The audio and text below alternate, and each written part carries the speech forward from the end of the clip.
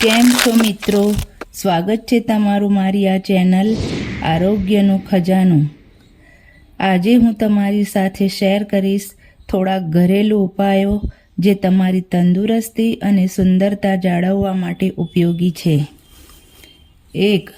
ચણાની દાળના પાણીથી 1 અઠવાડિયા સુધી ચહેરો ધોવાથી રંગ ગોરો બને છે. 2. નાની એલચી ખાવાથી કરોડરજ્જુ મજબૂત થાય છે, પાચન સુધરે છે અને આંતરિક નબળાઈ દૂર થાય છે. 3. સૂતા પહેલાં નાકમાં સરસવનું તેલ નાખવાથી પેટની ચરબી ક્યારેય બહાર આવતી નથી. 4. મધ સાથે કેળું ખાવાથી મગજ તેજ બને છે. 5. તુલસીના પાન ચાવવાથી પેશાબ દરમિયાન થતી બળતરામાં રાહત મળે છે. 6. સૂતી વખતે નજીકમાં નમકવાળું પાણી રાખવાથી મચ્છર નથી આવતા.